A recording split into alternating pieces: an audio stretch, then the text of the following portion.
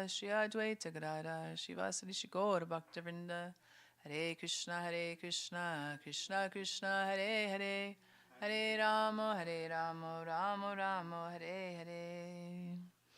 So first of all, I offer my heartfelt obeisances to my beloved Holy Master, Nitya Vishnu Vishnupada Sota Shishima Bhaktivedanta Narayana Goswami Maharaj.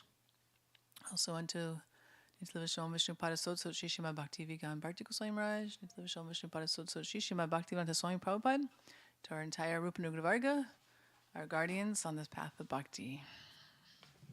Srimati Sharmani Didi, and all. So we were many months ago.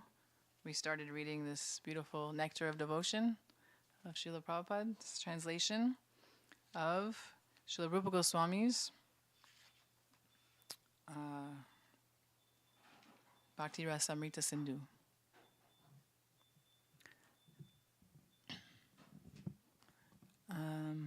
So, are you familiar with Rupa Goswami, Ananda Prabhu? No. Okay. Are you familiar with Srila Rupa Goswami? Okay. You know, Srila Rupa Goswami? No problem. It's good. That's why we're here together. So, the six Goswamis, you've heard of the, six Goswamis, right? So, there's Rupa Goswami is the head. He's like, Srila Prabhupada refers to him as the superintendent, like the principal, the topmost of the Krishna consciousness movement. Yesterday was the disappearance of one of them. Yes, Yeah, yes. Yeah, I've been following. Nice. Cool. So yesterday was the disappearance of Gopal Bhatta Goswami. Yes. So there's, they're there on the end of the parampara. There's Srila Rupa Goswami, Srila Sanatana Goswami, Srila Jiva Goswami, Srila Gopal Bhatta Goswami, Srila Raghunath Das Goswami, and Srila Raghunath Bhatta Goswami. And all these six Goswamis, they were around the time of Sri Chaitanya Mahaprabhu. And Mahaprabhu sent them to all to Vrindavan. And he ordered them all to share bhakti with everyone, to write literatures about bhakti, and to discover the holy places that were covered in Vrindavan, to discover these holy places. So, Srila Rupa Goswami is, Mahaprabhu they met in Prayag at this river, and Mahaprabhu gave him everything, put everything in his heart into Rupa Goswami's heart, and then told him, now go and spread it. And so he wrote this beautiful book called Bhakti Rasamrita Sindhu, and Srila Prabhupada has translated and commented, and it's called The Nectar of Devotion, and it's really amazing. So we've been reading, we're actually only on chapter 4, so it's really special. I was going to say something else about Rupa Goswami, but I just forgot. Anyway, so we'll just read a little bit and stop and discuss if... Oh, actually, I think we're on chapter 7, but I'm going back to chapter 4. So he's describing devotional service. Actually, I'm going to go to chapter 5. I don't want to... The purity of devotional service. All of the previous instructions imparted by Srila Rupa Goswami in his broad statements can be summarized thus. As long as one is materially inclined or desirous of merging into the spiritual effulgence, one cannot enter into the realm of pure devotional service. So basically he goes through also and tells what is not devotional service. So here he's saying if we want liberation, it's not devotional service. If we want fame, I'm doing this so everyone can see how good I am, that's not devotional service. Rupa Goswami states that devotional service is transcendental to all material considerations, and that it is not limited to any particular country, class, society, or circumstance. As stated in Srimad Bhagavatam, devotional service is transcendental and has no cause. Devotional service is executed without any hope for gain, and it cannot be checked by any material circumstances. It is open for all, without any distinction, and it is the constitutional occupation of the living entities. In the Middle Ages, after the disappearance of Lord Chaitanya's great associate, Lord Nityananda, a class of priestly persons claimed to be the descendants of Nityananda, calling themselves the Goswami caste. They further claimed that the practice and spreading of devotional service belonged only to their particular class, which was known as Nityananda Vams. In this way, they exercised their artificial power for some time, until Srila Bhaktisiddhanta Saraswati Thakur, the powerful Acharya of the Gaudiya Vaishnava Sampradaya, completely smashed their ideas. Because these people were saying that only their class could perform devotional service, but devotional service is for anyone. No class, caste, race, no obstacles to devotional service. There was a great hard struggle for some time, but it turned out successful, and it is now correctly and practically established that devotional service is not restricted to a particular class of men. Besides that, anyone who is engaged in devotional service is already at the status of being a high-class Brahmin. So Srila Bhaktisiddhanta Saraswati Thakur, his struggle for this movement has come out successful. It is on the basis of his position that anyone can now become a Gaudiya Vaishnav from any part of the world or any part of the universe. Anyone who is a pure Vaishnav is situated transcendentally, and therefore the highest qualification in the material world, namely to be in the mode of goodness, has already been achieved by such a person. Our Krishna consciousness movement in the Western world is based on the above-mentioned proposition of Srila Bhaktisiddhanta Saraswati Goswami Prabhupada, our spiritual master. On his authority, we are claiming members from all sections of the Western countries. The so-called Brahmins claim that one who is not born into a Brahmin family cannot receive the sacred thread and cannot become a high-grade Vaishnav. But we do not accept such a theory because it is not supported by Rupa Goswami nor by the strength of any various scriptures. So he's saying that, like in India, in India there's such a class system that only the Brahmins, that if you're born a Brahmin, can then worship, talk Krishna, go on the altar. But Srila Saraswati Thakur Prabhupada, he started the Gaudiya line. Well, Mahaprabhu started. And coming from Mahaprabhu, he's saying that it's open to all. There's no rules and regulations for chanting. Anyone, whether you're from America or India or from Haiti, everybody can chant Hare Krishna. No rules.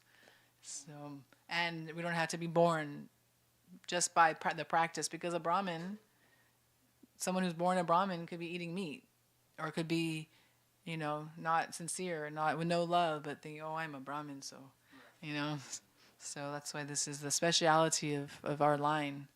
Is that no hard and fast rules for worshipping. So a Vaishnav automatically becomes a Brahmin. This idea is also supported by Srila Sanatana Goswami in his book Hari Bhakti Vilas, which is the Vaishnav Guide. Therein he has clearly stated that any person who is properly initiated into the Vaishnav cult certainly becomes a Brahmin, as much as the metal known as Kamsh, bell metal, is turned into gold by the mixture of mercury. A bona fide spiritual master, under the guidance of authorities, can turn anyone to the Vaishnav cult, so that naturally he may come to the topmost position of a Brahmin. Srila Rupa Goswami warns, however, that if a person is properly initiated by a bona fide spiritual master, he should not think that simply the acceptance of such initiation, his business is then finished. Now, some people think, okay, now I'm initiated, I don't have to do anything. I got the pure devotee guru, and I'm good. But we also have to endeavor. One still has to follow the rules and regulations very carefully. If after accepting the spiritual master and being initiated, one does not follow the rules and regulations of devotional service, then he is again fallen. One must be very vigilant to remember that he is the part and parcel of the transcendental body of Krishna, and that it is his duty as part and parcel to give service to the whole, or Krishna. If we do not render service to Krishna, then again we fall down. In other words, simply becoming initiated does not elevate one to the position of a high-class Brahmin. One also has to discharge the duties and follow the regulative principles very rigidly. Srila Rupa Goswami also says that if one is regularly discharging devotional service, there will be no question of a fall down. But even if circumstantially there is some fall down, the Vaishnavas need have nothing to do with the prayaschita, the ritualistic ceremony for purification. If someone falls down from the principles of devotional service, he need not take to the performances for reformation. He simply has to execute the rules and regulations for discharging devotional service, and this is sufficient for his reinstatement. This is the mystery of the Vaishnava devotional cult. So beautiful. It's just like a baby learning to walk, Baby's walking good and then falls. But then they don't just stay on the ground. They get back up again and keep going.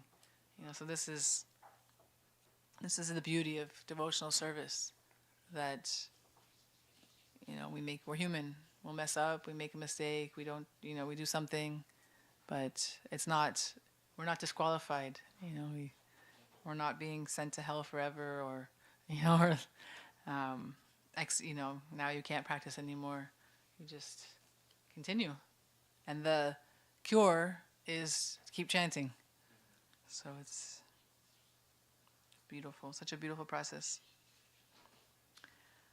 Practically, there are 3 processes for elevating one to the platform of spiritual consciousness. These processes are called karma, gyan, and bhakti. Ritualistic performances are in the field of karma. Speculative processes are in the field of gyan. One who has taken to bhakti, the devotional service of the Lord, need have nothing to do with karma or gyan. It has already been explained that pure devotional service is without any tinge of karma or gyan. Bhakti should have no tinge of philosophical speculation or ritualistic performances. In this connection, Srila Rupa Goswami gives evidence from Srimad Bhagavatam, 11th canto, 21st chapter, verse 2, in which Lord Krishna says to Uddhav is like his best friend, his minister in Dwarka, not in Vrindavan. In Dwarka, Uddhav is his advisor. The distinction between qualification and disqualification may be made in this way. Persons who are already elevated in discharging devotional service will never again take shelter of the processes of fruitive activity or philosophical speculation. If one sticks to devotional service and is conducted by regulative principles given by the authorities and acharyas, that is the best qualification. There's this Sankaracharya,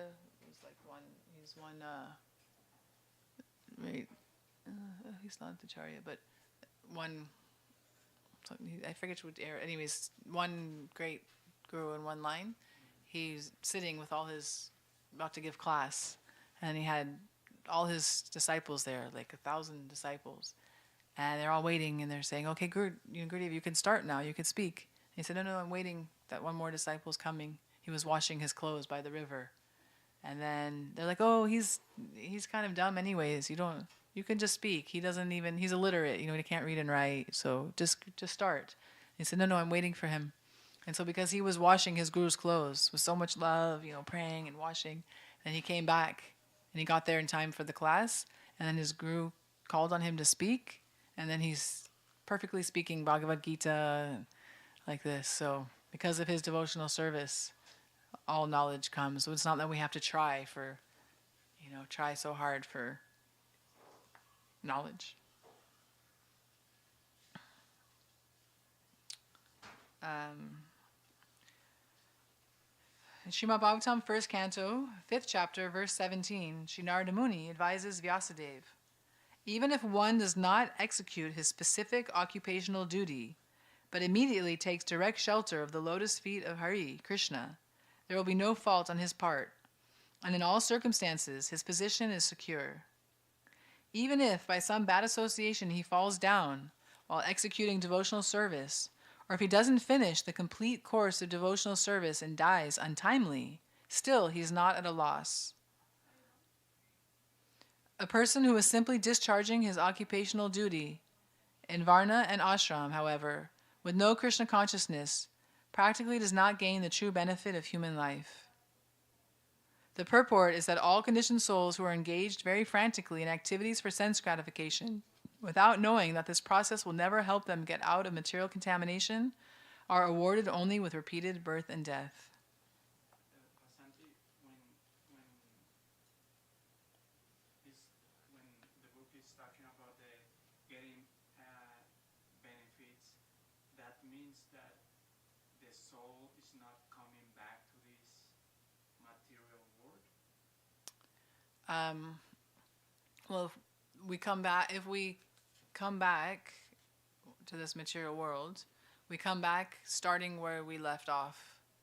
So, like, let's say we leave this world and we come to the stage of complete faith in Krishna. Then we will come back already as a devotee. We'll come as a devotee, or we'll be born in the house of a devotee, or. Because I'm just sorry. Yeah, no, it's good. I'm just thinking right now about my uncle. Mm-hmm. Because Yeah. He was a devotee for 8-9 years. Right. He left, but he helped to build temples in different cities in Colombia. So, but now when I talk to him, like, because he gets so excited when I talk to him about Krishna, and he knows. I feel like he got a lot of knowledge about Krishna, but he's like, I'm so contaminated that I'm not allowed to come back. We have to get him to America. We have to get him to Miami. Yeah, so it's like I was thinking about him when you were reading that. Yeah. Wow. Like, is he going to come back in a devotee life? Yeah, he will, because he's done so much service in this life. So there's like Sukriti, Sukriti? So that doesn't go, like, there's already a bank account of Sukriti, and that doesn't get lost. Bhagavad Gita says there's no loss or diminution. So either it'll keep adding up and he'll come back in this life, or even if he doesn't, in his next life he surely will come as a devotee and start from where he left off. So, yeah.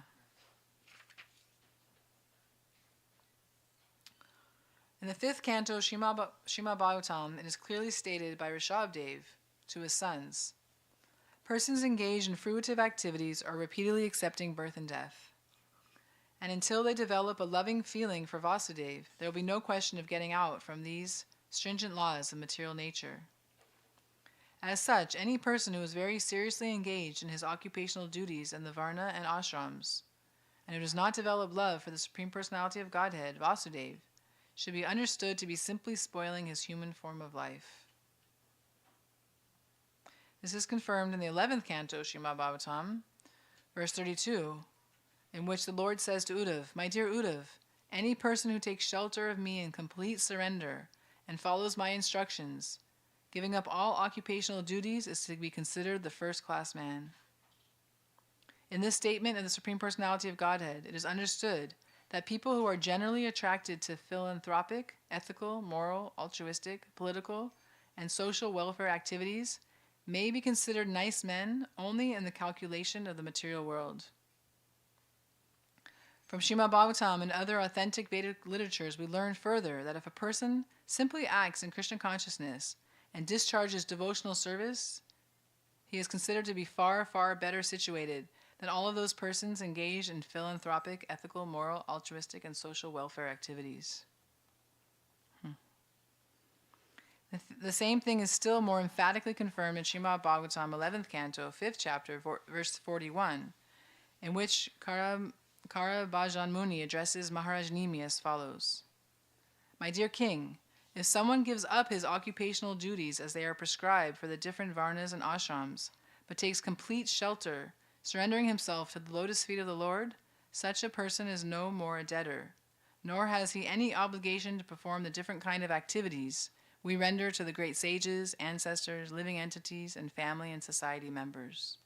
I have a question. Yeah. So I've heard some people say, like regarding the point about the superiority of Krishna conscious activities versus like philanthropic activities, how like some people who aren't in Krishna consciousness might say like, oh, like we see now, like, you know, there's so much sinful activity still happening. So many people, like, so how is your Krishna consciousness really doing so much good? We can't see the results, you know, like them thinking that charitable acts are perhaps better. Obviously, here we do both charitable acts in Krishna consciousness, but how might we respond to something like that? That's a good question.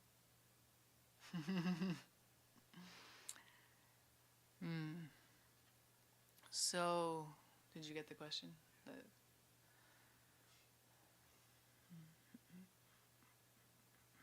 Well, there's no God factor in their charitable acts, or even if they say there is, there isn't. I mean, there could be a tinge. You know, I think different denominations do open hospitals, but that's not their. They're not on the soul level. They're on a bodily level. Conception. So, as a devotee, like, yes, if we get sick, we do. If we were to get in a car accident, we'll go to the hospital and we'll get fixed. You know, but it's not what we know, or we're praying to get to the point of, okay, like this is a preparation for death. This life is preparation. Our whole life is preparing for death. So we have to, that's why we chant. We want to continually always be remembering, hearing, no matter what we're doing, even if we're in the world and you're filming and you're still having Maha Mantra in your head and you're thinking about Krishna. So it's on a soul level. So if we are to leave our body, or whatever we're doing, my example of going to a hospital is that if we leave our body, we're prepared, mentally prepared that maybe this is it. Maybe Krishna, that's the end of my life. And so I don't know why I use that example, but basically it's a difference between the soul and the body. Yeah. Like everything is very bodily as we see the material world. It's, let's build a hospital to save people's bodies. But then what are they going to do after when they get back out? I ran a prison program, and it's pretty much just giving people Sukriti. Yeah. Because almost every single prisoner that I've worked with says that when they're in prison, I'm never going to do anything bad again. I'm changing my life. Yeah. I'm not going to associate with these people that I associated with before. I'm going to do this. I'm going to do good. This is the most amazing thing I've ever read. This Krishna is the most amazing thing I've ever learned. And my life is so good now. They're like a monk in a cell. They have nothing else to do. There's no alcohol, there's no intoxicants, there's no women, and then they come out, and what do? They go back to the same thing they were doing before, and then they end up back in, so, what was my point with that? Perhaps, can the streamers hear me? No, you have the mic. Okay. So perhaps what you're saying is that, even if we can't see the results of someone's Krishna conscious activities in this life, they're still gaining Sukriti and they're still benefited it, even if we can't see it in this life, because the timeline is much larger than we can conceive. Yeah. That's exactly what you just said. Yeah, perfect. Thanks. That was a good reiteration. Yeah, it's really amazing. Sukriti is such, obviously we know it's a real thing, but basic example, my mother was so against my Krishna consciousness. I'm in a cult and this and that, and then when I kept inviting her, please come meet my guru, never would come for years and years, never would come. Then I was in the Philippines and she was going to China, and she's like, oh, why don't you come with me? And I said, okay, I'll come meet you. And I see her once a year. And so we had to get a visa to go into China, and then for an extra $50, you could get a multiple entry. And I knew I was going back to China with Guru Devi later, that same year. So I'm like, oh, can you get me? And she would never pay for anything for me. I'm like, oh, can you just get me a multiple visa? And so she's like, okay. So she paid the extra $50, got me a multiple visa. A few months later, we were going to China, and Guru Devi's visa got denied because they said her picture looked too religious. And so she couldn't go, and then another devotee with us, she also got denied because they applied together with Gurudevi's uh, application. But then Gurudev was in China. My Gurudev was in China, and I had a visa because of my mother, so I got to go. She helped, I got to go. So that's like unknowing. It's called agyata, unknowing sukriti. And so I got to go be with Gurudev in China, one of the most amazing experiences. He's the first pure devotee of Krishna to like touch ground in China, in the country of China, and because it's illegal there. And so she got that unknowing sukriti. The next year when Gurudev came to LA and I invited her, she came. After 10 years of 10 years of no, she came. So it was like, yeah, that sukriti is so. And so that's why we do what we do. Like you're saying, like seems like charity. Oh, we're feeding the homeless, but it's not. It's prasad. It's different because it's prasadam. We're offering. It's even when we go to the women's shelter when we're singing kirtan, we're giving a garland to somebody. We always give flowers out that are prasad flowers. Like just by them smelling them, that have been on Krishna's lotus feet, it's like that person is getting sukriti and they don't even know it. Another question. Yeah. I'll do it in the Yeah. Yeah. I've also been on the live stream when people don't use the mic, and it's super annoying. So as far as sukriti, like I've heard of like some people where it's like, maybe said about a devotee that, oh, they just ran out of sukriti. They made nice advancement in their life, but they ran out of sukriti and they got as far as they could. Could you maybe speak something about how does one cash out their spiritual bank account? So like if we're here every day, we're constantly gaining sukriti, we're constantly getting offerings, we're constantly receiving darshan, etc., etc. So how do we lose our sukriti? We hear it's like if someone cleans up after us, they steal our sukriti, or like different things like this. So could you say something about that? Yeah, that's a good question, actually. Yeah, I mean, the worst thing, as we all know, is making aparad, Vaishnava aparad, and offenses to devotees, especially offenses to a pure devotee, and even offenses to each other. So,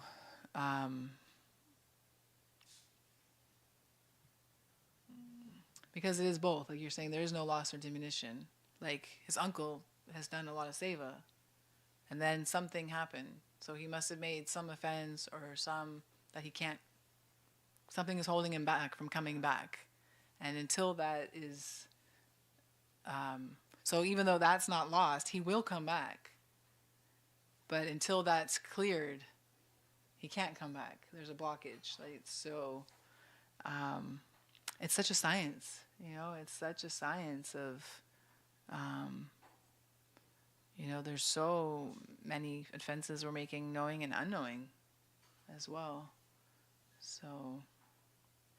But I mean, when we make those offenses, if we make them, do we lose those sukritis? That's a good question. Because sukriti turns into bhakti, actually. So. Maybe it just puts a hold on our account. It does put a hold, like I keep using the example of his uncle. His uncle is kind of on hold right now.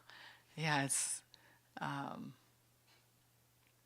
then something. It's maybe some bad experience comes in the life and they start thinking about something else. But it's not because of this what you're doing. It's your karma. Right, it's karma. And because Krishna has been like giving you support long time, but one or two bad experience, it does not mean that you should choose some different path. Right. And you should have 100% faith on him, no matter whatever happens. And that's the thing, right? Some people, they are praying just that they want some benefits. If something is not happening, they try for a few years and they start thinking about something else. But there is a time comes in everyone's life, a bad or good time. So this is what is written in Bhagavad Gita, that you have to be normal all the time. Yeah. The bad time go away, Right. the good time will come. Right. And to be equal, yeah, like you said, be equal. Happiness and distress, they'll come and go, come and go, come and go. The good time will come, and you have to be happy. You have to learn how to be happy all Right. the time, No matter what. and keep the pain inside in your heart, and make everyone happy. Yeah, yeah. That's Nice, what I say. nice. Very nice. But there's some offense, whether it's in a previous life or this life, like some sin or something that's happened that is like why we're not chanting purely, why we're tears aren't flowing from our eyes, our hairs are not standing on end. Right. You know, it's I have another question, not to Yeah. take this off the topic. no. It's all part of. So like hearing about the topic of offenses and how like that is kind of what puts like a hold on our bhakti or progression. Like we hear about the offenses of like, oh, considering the holy names to be like mundane sound. And it's like on an intellectual platform, I'm like, yes, the Lord is non-different from his names. His name is equal to Krishna. But like when I'm chanting, having no realization of it, like oftentimes it's like, you don't, it's not like fully in my consciousness that like this is the Lord. Obviously I'd be chanting much differently if that was truly in my heart. So it feels like in some kind of like roundabout way, like the offense is there of like not having any actual knowing that this is the Lord. So like when that's the case, it's like, how do we get to the platform that we actually know that these names are the Lord himself, so that we're not like inadvertently making that offense? Because we don't want to be making that offense. We know it on an intellectual platform, but we don't have the realization. Yeah, it's true. It's so true. Very nice. I think it's all, it's relationship. And the more we get to know somebody, the more sweet the relationship becomes. That it takes time. Relationships take time. So the more we hear, the more we chant, the more we serve, the more it will come. So when we hear that Krishna plays his flute, and that Krishna has a peacock feather in his hair, or that Krishna has different he likes to rest his left hand on Radharani's shoulder, or the more we learn about him, and the more when we chant we think, whoa, in this age of Kali he's come in the form of sound, in the form of his name. The name and the person are non-different. So it's just like the more and more and more we hear, the more and more we remember and chant, remembering, then the more our better chanting will come, I have another question. I don't mean to be Yeah, no, it's okay.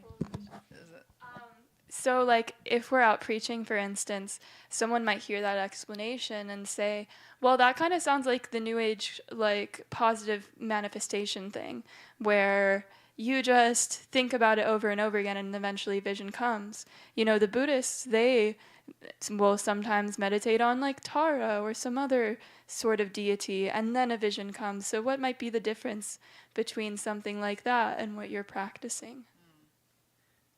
I'm preparing for being around Mayavadis. In Oregon. Oh, in Oregon. Yeah. Well, I think that that we're following the Vedic scripture. Like we have our praman, our evidence, and a lot of other philosophies don't have. They just think, okay, I can try and will something, and I believe in the power of positive thinking, no doubt, but that's not my, like, what's the end goal? Right. Like I can think, I'm healthy, yeah, okay, then I'll become healthy, or that's great, and I want to be healthy so I can do my bhakti, but I want to develop love of God. Like, what is the goal? The goal, like, the goal being love of God, and that God is a person. He's not an impersonal form. He's not a voice in the sky. He's not he's not a formless blob, or nothing, right? We're not just meditating on like a white wall or white. It's like, do we want the called? Like We want the complete. Yeah, we want the complete form. which all other aspects, like the impersonal aspect, is all explained through the personal aspect of the Lord. Right. You know, through Yeah. that complete. Yes. Yeah. Yeah. Want to say something? I feel like she came here to say something. Maybe with the microphone. Yeah, she definitely need a microphone. Oh. My gosh, but I don't really. I have to conceptualize my question first. I feel like it's maybe. coming. Yeah, You're yeah. a smart brain. You like walk in like there's something to say. Gosh, what was it?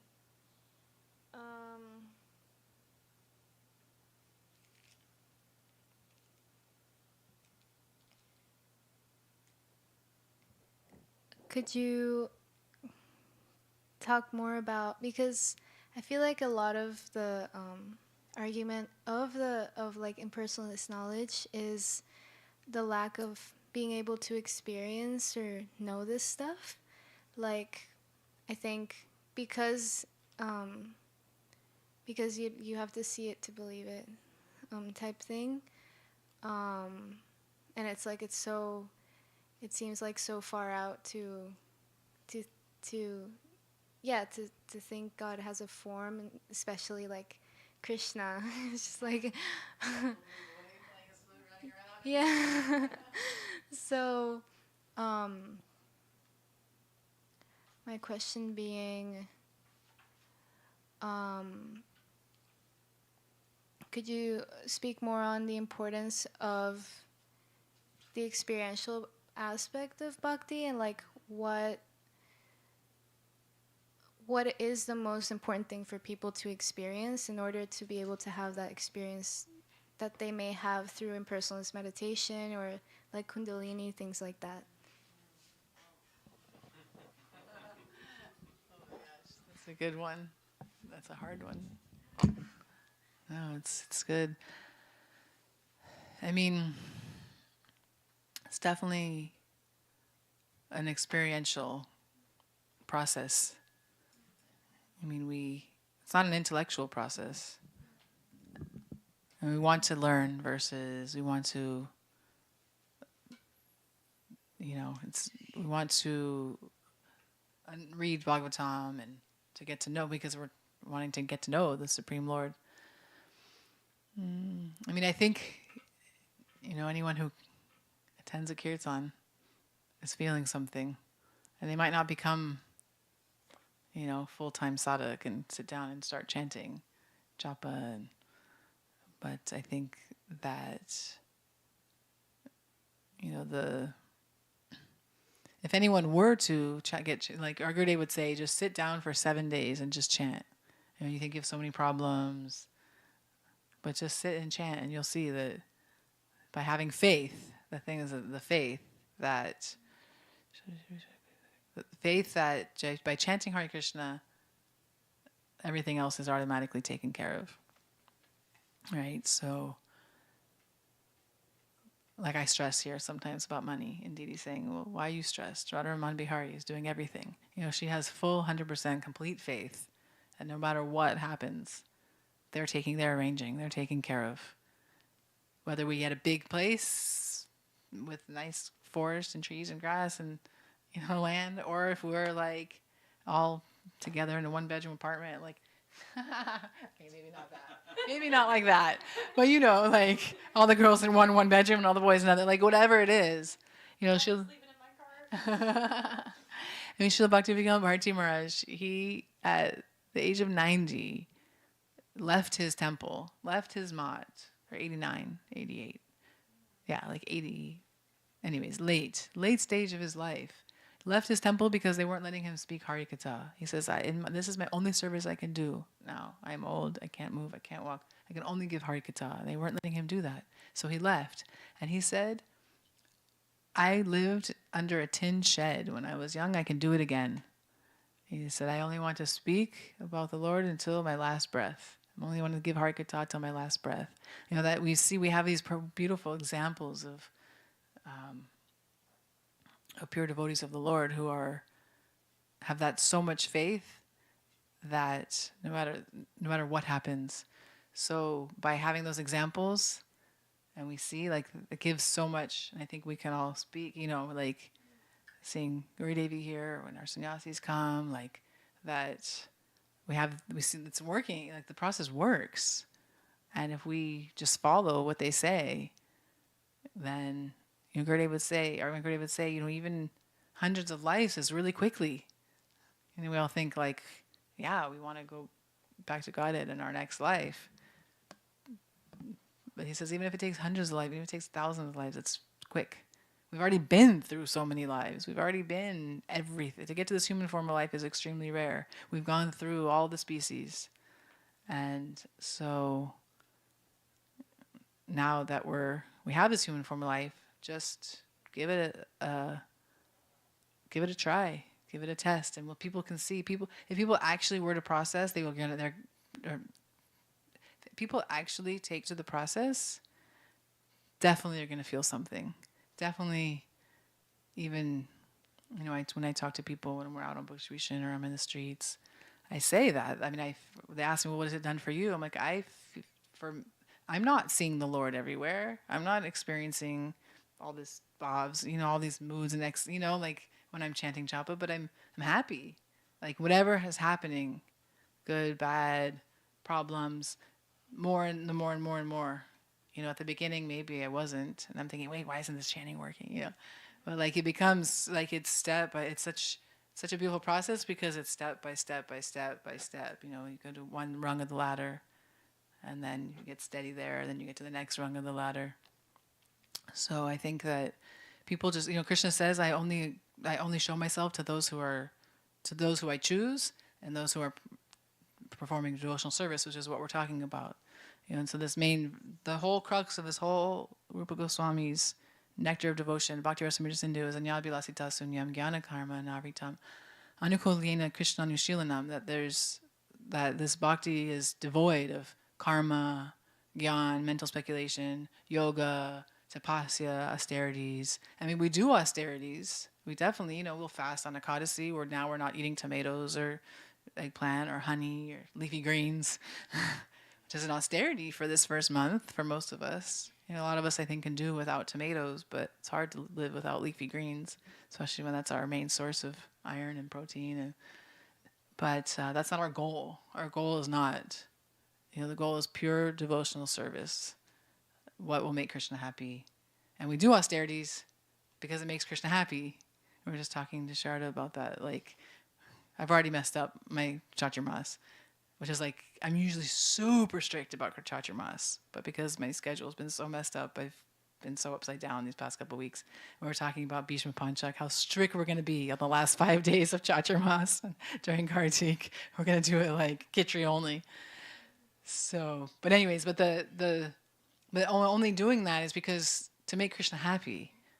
I want to make Krishna happy. And when we make Krishna happy, then Krishna wants to make us happy. Just like we were hearing yesterday, that Krishna sees Radharani.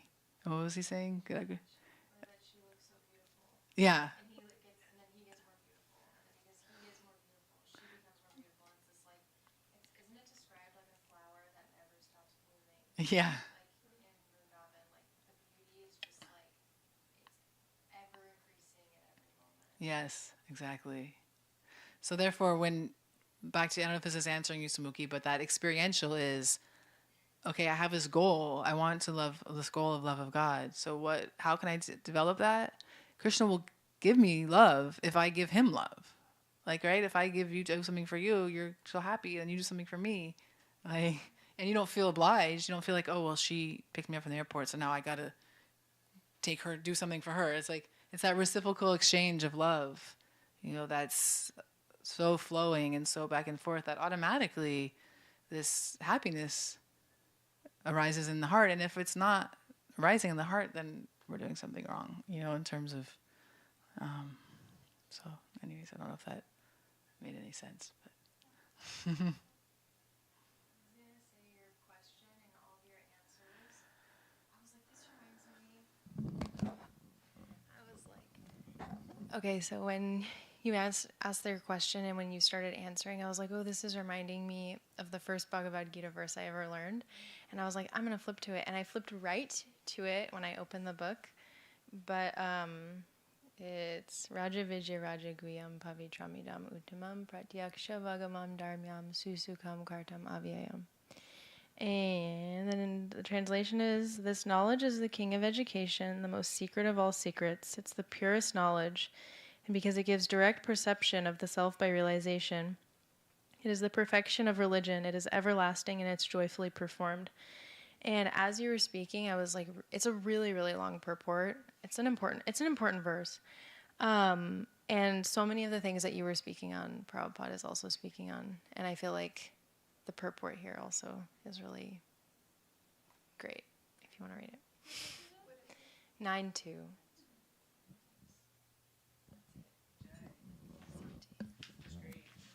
I think there's only one more page here if you want to finish it. Wait, I had one more question. What is it? You should read it. I should read it. Okay.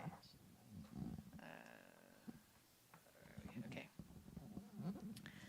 There are many other sages like Sankaracharya, Gautama Muni, and Narada Muni, to whom we are indebted because we take advantage of their knowledge. Similarly, we are obliged to our forefathers because we take our birth in a particular family, where we take all advantages and inherit property. Therefore, we are indebted to the forefathers and have to offer them pinda, prasad, after they are dead. Similarly, to the people in general, we are also indebted, as well as to our relatives, friends, and even animals, such as cows and dogs, who render us so much service. In this way, we are indebted to the demigods, to the forefathers, to the sages, to the animals, and to society in general. It is our duty to repay them all by proper discharge of service. But by the one stroke of devotional service, if someone gives up all obligations and simply surrenders unto the Supreme Personality of Godhead, he is no longer a debtor, nor obliged to any other source of benefit. In Bhagavad Gita, the Lord says, give up all your occupations and just surrender to me. I give you assurance that I shall give you protection from all sinful reactions. One may think that because he is surrendering unto the Supreme Personality of Godhead, he will not be able to perform all of his other obligations. But the Lord says repeatedly, don't hesitate. Don't consider that because you are giving up all other engagements, there will be some flaw in your life. Don't think like that. I will give you all protection. That is the assurance of Lord Krishna in Bhagavad Gita. There is additional evidence in the Agastya Samhita. As the regulative principles of Scripture are not required by a liberated person, so the ritualistic principles indicated in the Vedic supplements are also not required for a person duly engaged in the service of Lord Ramachandra. In other words, the devotees of Lord Ramachandra or Krishna are already liberated persons and are not required to follow all the regulative principles mentioned in the ritualistic portions of the Vedic literature. Similarly, in the 11th canto, Srimad Bhagavatam, Karabhaja Muni addresses King Nemi and says, my dear king, a person who has given up the worship of the demigods and has completely concentrated his energy in the devotional service of the Supreme Personality of Godhead has become very, very dear to the Lord. As such, if by chance or mistake he does something which is forbidden, there's no need for him to perform any purificatory ceremonies. Because the Lord is situated within his heart, he takes compassion for the devotee's accidental mistake and corrects him from within. It is also confirmed in Bhagavad Gita in many places that the Supreme Personality of Godhead, Krishna, takes a special interest in his devotees and declares emphatically that nothing can cause his devotees to fall down. He is always protecting them. That ends chapter 5. Next week we'll read, maybe next week, chapter 6, How to Discharge Devotional Service. Srila Rupa Goswami ki, Srila Prabhupada ki jai.